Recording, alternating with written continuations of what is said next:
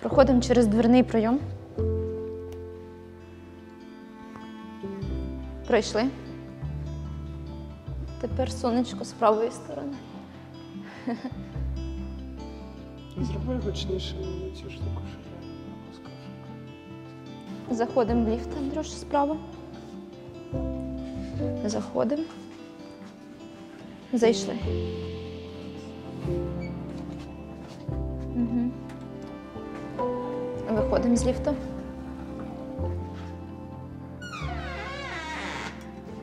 Заходимо. Зайшли.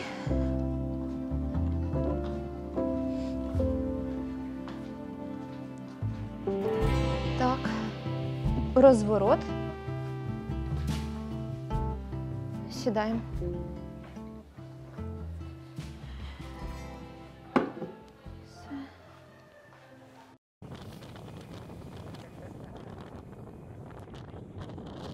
Я отримав поранення в травні. Це також відбувалося вже в Запорізькій області. Ну, що розказувати, спланували операцію, планували, ходили, говорили про неї, так би мовити, тиждень. По задуму мали зайти на позицію по темряві рано вранці. Затрималися суттєво, тому що мали діяти в зоні іншого батальйону, не пов'язаного з нашою бригадою. І, власне кажучи, треба було поговорити про медичну евакуацію, там, де точно вона знаходиться, да, в іншого підрозділу. Тому витратили певний час на ці адміністративні питання, заходили по факту на позицію вже в день.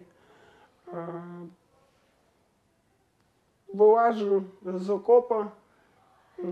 Наступна згадка – це я прокидаюся в ліжку в темряві і думаю, блін, ну мені наснилася чухня, блін, якась з такою, ну, ворочають щось, думаю, а чого так темно в очах? Намагаюся зняти ковдру, ковдра чогось не знімається. І тут я потроху починаю петрати, що, можливо, справа не в ковдрі, а в мене на очах якась пов'язка. І що, можливо, операція пішла трохи не так, як вона планувалася. От, власне кажучи, так і сталося поранення. Ми продумали все, так би, це той випадок, коли логіка, на жаль, не перемогла, а переміг випадок. В мене в справі записано типу артилерійський обстріл. Якщо чесно, мені здається, це міг бути насправді і дрон, тому що ну, вибух чи то був не такий значний, не такий величезний, як від артилерійського обстрілу. Ну і крім того, не було там величезної кількості. Ну, тобто справа в тому, що ми просто там працювали, там артилерія, ну, палила весь час. Тобто ми, коли заходили на позицію, свист над головою постійний був. Просто і обстрілювали позицію, яка дуже близька була до тієї позиції, яку ми там собі підготували. Тобто обстрілювали, там така будівля була, по ній гатили по повній програмі. І ну, от, через таку близькість, типу, не до кінця ясно, але ну, да, в мене в справі записано, що це артилерійський обстріл. В день, коли Андрій отримав травму, я не знала про це. Для мене це був звичайний день. Я сиділа вдома, працювала в Києві і начебто все було нормально. Ну, не виходить Андрій на зв'язок, але окей, почекаю. Таке вже було, що він не виходив на зв'язок, почекаю ще. Потім уже 12 годин ночі я лягаю спати, дзвоню йому, не бере трубку ніде, ні в одному з месенджерів. Ну ладно, можливо, зайнятий, можливо, ну, не може розмовляти, окей. Але дивлюся, останній раз був в мережі о 5 ранку. Це мене вже так трошечки спантеличило. Окей, не буду раніше часу психувати. Лягла спати, все нормально. На наступний ранок знову не бере трубку, нічого, думаю, окей, працюю, я працюю з дому. У мене голова була цим забита. Був тоді дуже такий напружений день, багато зустрічей онлайн, тож я ні про що не думала. І тут мені зненацька, ні з того, ні з цього приходить повідомлення від нашого друга, який є по сумісництву також побратим Андрія в його підрозділі. Він мені написав: «Привіт, ти вдома?» Така, так, а що таке? І вже наче в мене мурашки по шкірі побігли, що щось, напевно, не так. Такий: «Я в тебе за дверима, відчиняй двері». Я вже все, мені вже трошечки, я не скажу, що мені стало прям погано, я розуміла, що щось трапилось. Але в мене була така надія, знаєте, до останнього, що все нормально, це просто, можливо, Андрій жартує якось, може він хоче мені зробити сюрприз, що він повернувся додому і так через нашого друга це все провертає. Іду з острахом до цих дверей, відкриваю, заходить наш друг і ще одна людина. Як виявилось, це був військовий психолог. Вони попросили мене присісти і кажуть: «У нас дві новини для тебе, хороша і погана». Ну як? Дві новини. Перша заключається в тому, що Андрій живий. Це хороша новина. А погана в тому, що він в комі, лікарі борються за його життя, і в нього немає обох рук. Також у нього точно немає одного ока. Стосовно другого, ми не впевнені, потрібно уточняти у лікарів. Я майже не пам'ятаю взагалі перших двох лікарень, взагалі, що там відбувалося. Дуже смутно пам'ятаю перші півмісяця в третій лікарні, в якій я вже проходив лікування. Але перший такий спогад з Аліною – це вона поряд зі мною, і ще декілька друзів близьких поряд зі мною. І я отак правою ногою намагаюся говорити з ними, тобто показую ногою літери, а вони, так би мовити, вигадують слова, які я їм показую. І Аліна була такою великою поміччю мені, тому що друзі не могли розібрати, що я там пишу, а Аліна була таким перекладачем, бо не знаю, чи то звикла вже до того, що я показую. Тобто це свідчить про те, мій перший спогад точно свідчить про те, що до цього я з Аліною багато спілкувався таким способом. Я як тільки зайшла, я на 1 секунду, напевно, розгубилася, тому що там просто отак люди один біля одного лежать, і у всіх дуже значні травми. І я не зрозуміла взагалі, куди мені спочатку дивитися, тому що там було 5 людей, і всі дуже різні, отак просто в ряд. І Андрій лежав другий зліва, в нього була повністю перебинтована голова, тобто взагалі обличчя не було видно, лише вушка стирчали і волосся так вверх. Так я, по суті, пізнала його, підійшла. Я почала гладити його за ніжку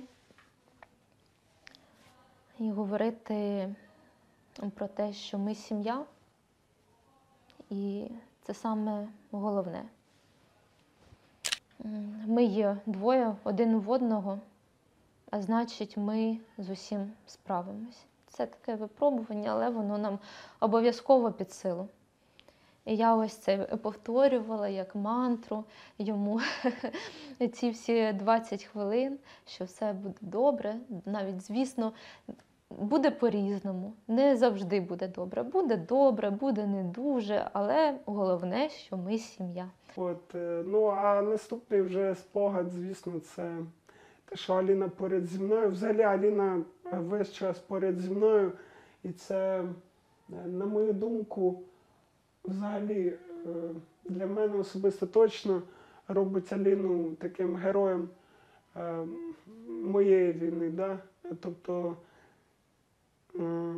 я знаю дуже багато історій про те, як, в принципі, дружини лишають своїх чоловіків, дізнавшись навіть просто про ампутацію однієї кінцівки.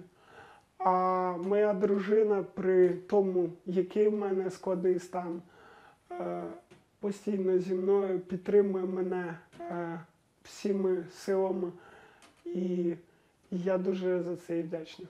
Підійшов до двері. І тепер якраз Вчора ти хотів, як двері відкривати? Ось так відкрив, так. Ну, в цілому вони відкриті. Просто штовхнути, так. Треба зрозуміти, що я достатньо політично активна людина, тобто ще там з 14-го року, в свої студентські роки. Але тоді, коли почалася війна фактично, да, тоді ще, я все-таки був непридатний до армії, ну і сам формат війни, яка почалась, тобто гібридна війна, частково, можливо, я став її жертвою, в тому сенсі, що сама назва, навіть антитерористична операція, мене особливо в перший час дуже сильно збила з пантелику. Я, як там людина, яка працює, мені варто зосередитись на такому, намагатись якось допомагати більше все ж таки. Ну, тим більше я фізично був такий, не вдався, да? Тому якби і не хотів брати в армію, що тут вже приховувати. А коли почалося таке лютий місяць, да, початок цього місяця, я вже як людина з такими, у мене було багато товаришів, друзів, теж фінансисти, економісти, аналітики.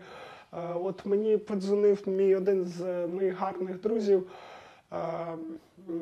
він сказав мені: Андрій, я виїжджаю за кордон, дуже висока вірогідність початку війни. Я тобі теж рекомендую залишити країну найближчим часом. Я не вірю абсолютно в повномасштабне вторгнення. Я як людина з такою економічною освітою якось сидів, думав, з економічної точки зору, що це абсолютна авантюра і це просто знищить репутацію Росії в світі. Я тоді все ж таки сказав, що я не поїду за кордон при будь-яких розкладах. Тут те накопичення сил Російської Федерації на кордоні вказував, що це буде дуже велика війна. І, звісно, в такій конфігурації я все ж таки подумав, що я маю захищати свій дім, я маю захищати те, що я люблю. Свою дружину, нашу сім'ю, все, що ми любимо навколо. І я подумав, що я залишатимусь в будь-якому випадку. Коли почалося вторгнення, ми зразу ж дівчат відправили в центральну Україну до родичів, а самі з батьком лишилися в Києві. Одразу ж пішли в воєнкомати, де мені зразу ж відповіли, чи ви служили в АТО. На що я сказав, я не служив в АТО, вони сказали, навіть не стійте в цій черзі. Звісно, я не хотіла, щоб з Андрієм що-небудь трапилось, і Просто ми з Андрієм про це одразу ж говорили буквально в перший же день війни, а то і до початку повномасштабної війни, про те, що буде саме так, що Андрій піде нас захищати.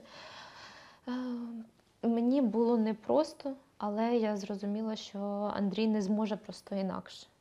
Я намагався потім потрапити в Сили територіальної оборони, також там заяви писав, сказали, ми вам передзвонимо, я щось чекав, не передзвонили. І така історія, знайомий, який втік на Західну Україну, він подзвонив, сказав, що йому там дали повістку в воєнкомат. Я подумав, що це цікава стратегія може бути. Поїхав якраз до родичів теж у Вінницьку область і пішов там в воєнкомат. Тобто це вже все вийшло якось там успішніше. Призвався до Збройних сил України.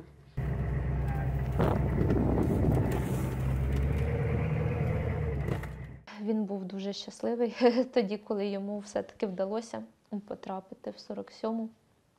А тим більше, коли він почав штурмувати і штаб про те, що потрібно створити ось цей окремий підрозділ. І я пам'ятаю, скільки він над цим працював, робив презентації, постійно на телефоні, постійно комусь щось розповідав, як потрібно змінити систему в армії. Це дійсно Андрієве, і в нього це дуже класно виходило. Коли призвався, я пішов на гранатометника.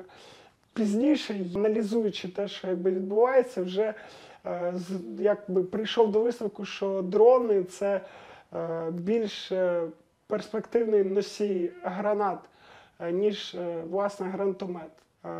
Тому я вирішив змінювати фах. Крім того, так склалось на той вузький момент часу, що батальйон, в якому я був новостворений, там не вистачало спеціалістів саме по БПЛА, і я все ж таки мав якусь таку навичку працювати з тими дронами, які були актуальні на першому етапі війни, Мавіки, треті і так далі. Я взяв на себе відповідальність, щоб навчати хлопців, допомагати. І воно так пішло, що в батальйоні я, так би мовити, постійно намагався брати лідерство по цій темі. І через рік це привело до вже взводу аеророзвідки. Божа справа. З цікавинок таких, над якими ми працювали, без сумніву, хочеться похвастатись дроном, який, він може використовувати FPV-дрон, який може використовуватися як дрон камікадзе і як дрон такого постійного носіння. Це FPV-дрон. Мені здається, що це такий унікальний кейс. Це величезний дрон, при цьому це FPV-дрон, тобто він дуже швидкий, але при цьому може нести досить високу вагу, до 5 кг.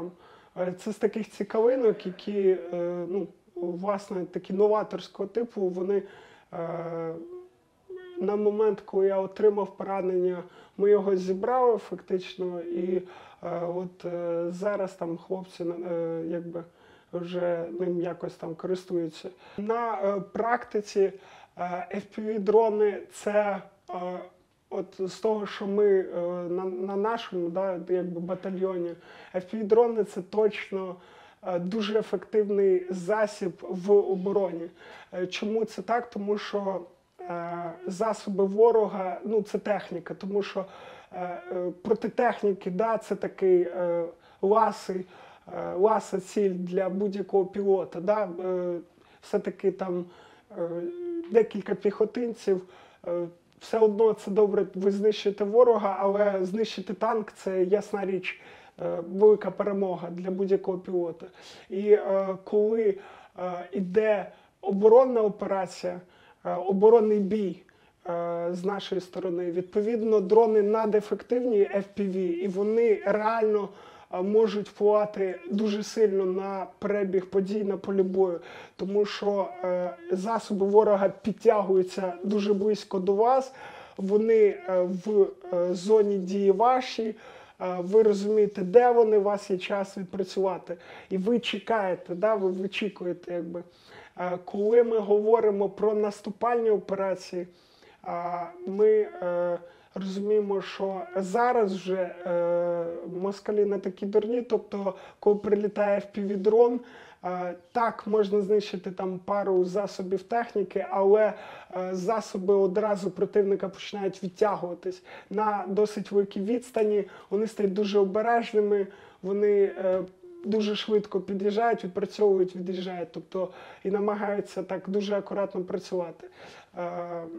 В той же час наші засоби, які рухаються на них, вони отримують ту саму проблему. Да? Вони підтягуються до противника, противник починає знищувати своїми FPV-дронами нашу техніку. Тому дрони, от я говорив з колегами, дрони, кажуть, там, це війна дронів, частково, да, це війна дронів в певних ситуаціях, але не у всіх.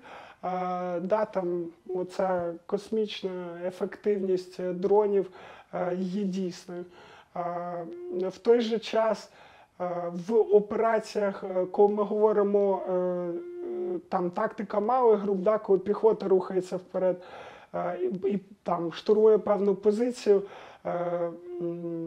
все ж таки FPV-дрон не хочеться витрачати, тому що він часто дефіцитний продукт. Що, Андрюш? Дойду? Да, звісно.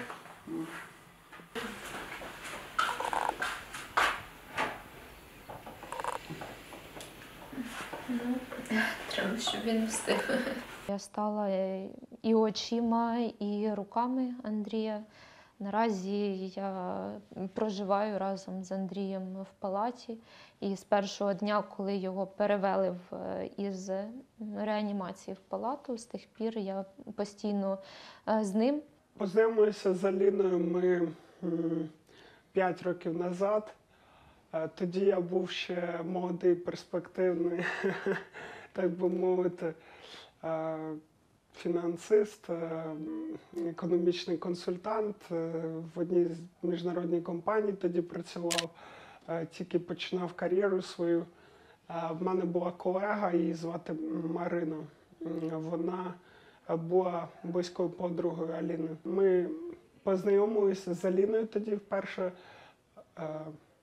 На мене дуже справило враження. Кажу, давайте go в бар. А Аліна каже, так а чому ми досі тут сидимо, балакаємо? Вперед. Наша подруга, вона приєдналася до друзів, а ми з Аліною фактично весь вечір тоді вдвох проговорили. Ми в шлюбі майже 4 роки. Андрій зробив мені пропозицію через 3 місяці, після того, як ми почали зустрічатися. У мене 2 частини такі мого позаробочого життя. Це спів у хорі. Я людина віруюча, релігійна і співав в хорі, ну тобто намагався бути максимально корисним.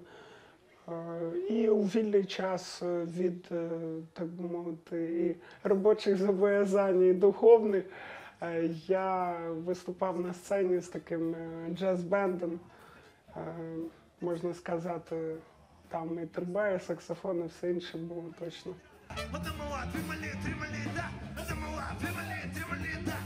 Час від часу вмикаємо музику, так як Андрій співає і в минулому мав свій бенд, то це круто для нього послухати музику, інколи пританцювати. А ще мені дуже подобається, коли наші ранки починаються з того, як Андрій співає. Це взагалі. Мені дуже подобається пісня одна. Це моя улюблена пісня, називається I Feel Good. І от коли Андрій з самого початку такий I feel good, ду-ду-ду-ду-ду-ду.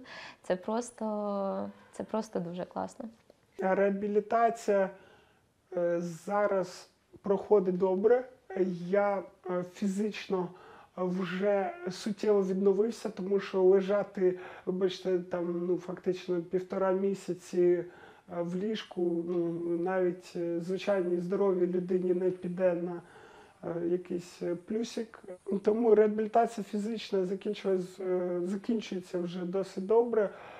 Наступні етапи, тут вже дуже великі складнощі.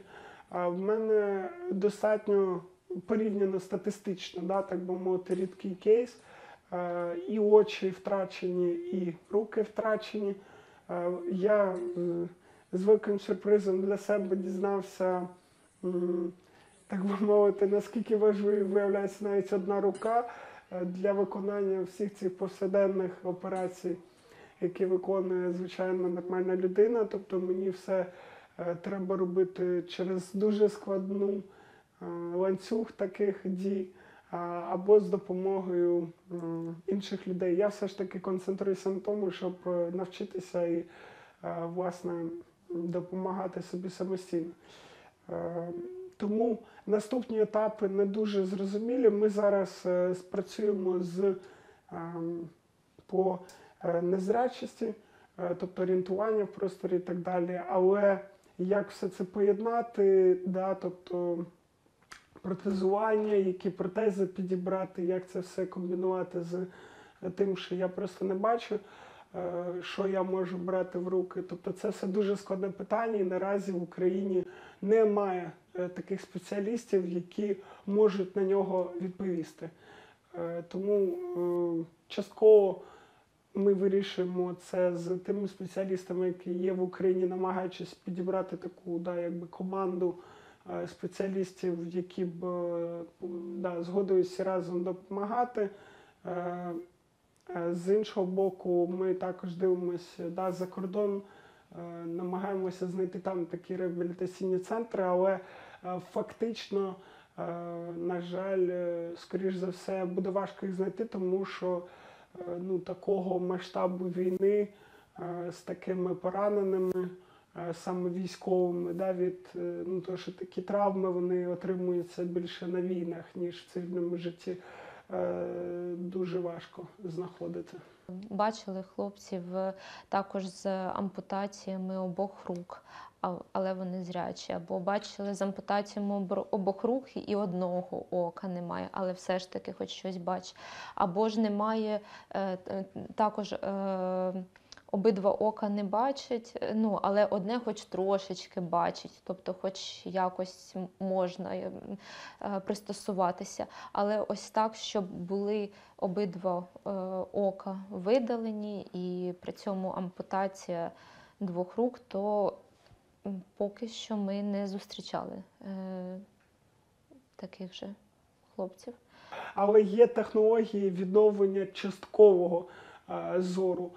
Наприклад, в Німеччині 100% є клініки, які через біонічний такий чіп можуть частково відновити зір. Тобто це не буде, умовно кажучи, бачення в тому сенсі, в якому ми всі звикли бачити. Але це буде якісь силуети, це будуть якісь обриси. Тобто, в принципі, функціонально це може частково підвищити ефективність незрячої людини. З іншого боку, в Україні немає жодної людини, яка таким методом відновлювала собі зір. І лікарі, з якими я вже консультувався, офтальмологи українські, вони кажуть, що в першу чергу ці технології допомагають людям, в яких збережене очне яблуко. Таких незрячих теж багато, тобто очне яблуко збережене, але вони не бачать, наприклад. Тобто такі люди точно можуть звертатися до цих клінік за допомогою. А от такі кейси, як у мене, коли фактично взагалі немає ока, вони були повністю, так би мовити, медичним, хірургічним шляхом прибрані. Тут складніше. Ми наразі намагаємося з німецькими оцими клініками, якраз які роблять операції з першої історії, да, з'ясувати, чи можуть вони допомогти в моєму випадку, тому що в мене є збережений очний нерв, до якого під'єднується цей очний імплант. І, в принципі, можливо, ми зможемо зробити хоча б таке часткове відновлення зору. Щодо повноцінного відновлення зору, можна згадати хоча б там Neuralink Ілона Маска, бо всі точно його знають, так би мовити.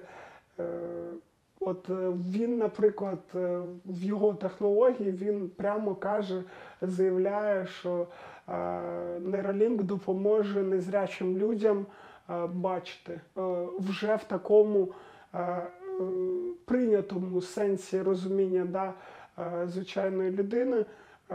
Там якась камера буде під'єднуватись до чіпа, який буде напряму інтегруватись не в око, про яке ми поговорили, а в мозок напряму. Але ця технологія навіть в Ілона Маска з мільярдами доларів ще не завершена. Що говорити про якісь малі клініки, малі дослідницькі центри. Таке останній прогноз, який, мабуть, варто зазначити, це є такий великий холдинг, який займається біонічними протезами всіх планів, і очей, і рук, і все інше. Він говорить, що їм треба ще хоча б 6 років для того, щоб створити біонічний протез ока.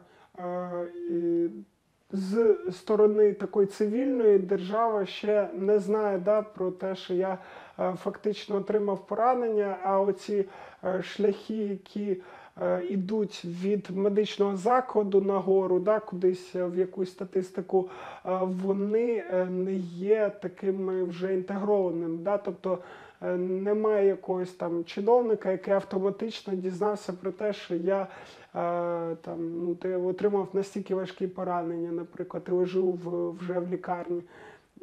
З іншого боку, наскільки я чув, в державі йде процес такої автоматизації, саме для військових, щоб допомогти якраз вирішувати такі випадки, коли людина довго не потрапляє вже в цивільну машину. Тому на даний момент поки що ми самостійно управляємо процесом нашого лікування і знаходимо такі, умовно кажучи, клініки, куди нам варто рухатись далі. Я була приємно здивована таким фідбеком. Я не очікувала, що буде настільки багато реакцій, настільки багато поширень, настільки багато коментарів, слів вдячності Андрієві, побажань. Скільки люди репостили, надсилали щось корисне, хтось щось знайшов, якийсь реабілітаційний центр, хтось знайшов якусь прикольну штуку для незрячих, і всі це надсилали. Для мене це було надзвичайно підтримуюче. Це реально допомогло мені також в той час витримати все.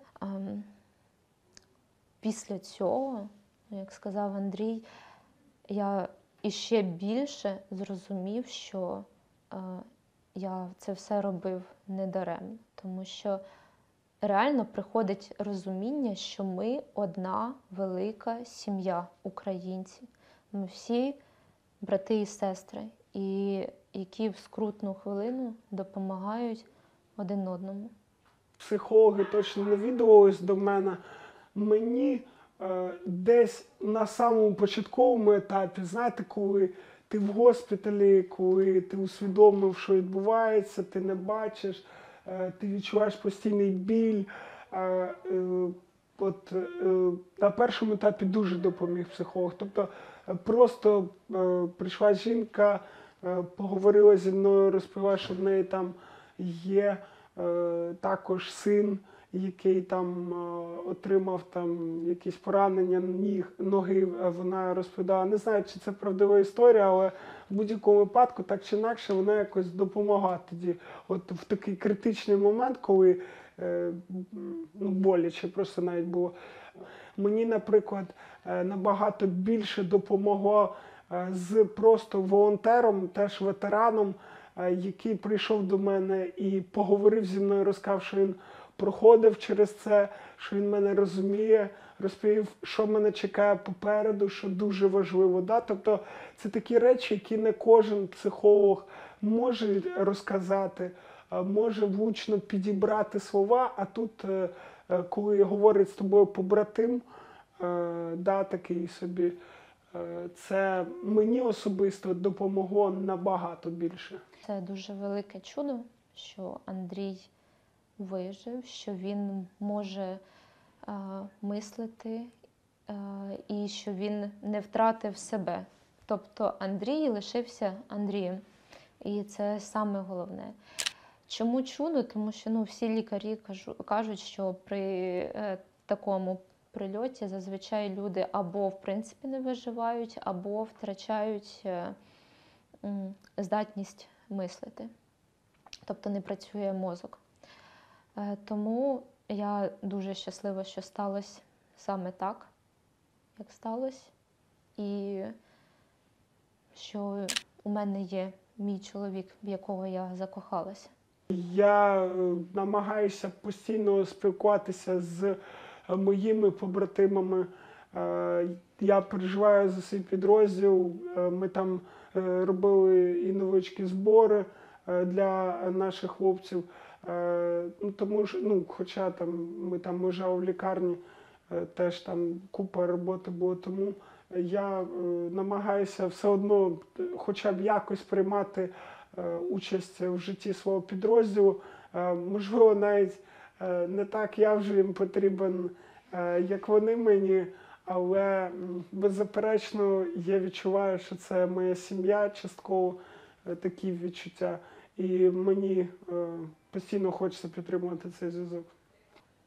Якщо відповідати на питання, чи якби я могла зробити інакше, чи зробила б я, чи я б стала його відмовляти, я думаю, що ні. Я думаю, що в нашому випадку інакше бути не могло. Андрій сказав, що він віруюча людина, як і я теж. І я вважаю, що на все воля Божа, значить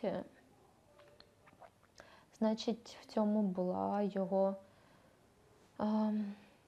місія робити те, що він робив, відкрити окремий підрозділ аеророзвідки, яка, до речі, називається «Божа справа». І цей підрозділ далі продовжує функціонувати, він продовжує далі робити свою справу. І те, як Андрій спілкується там з хлопцями щодня, і ми розуміємо, що все, що він робив, це було недаремно. Якщо Андрій, він залишився собою, значить на нього чекає іще щось, іще якась місія, можливо, ще більш глобальна.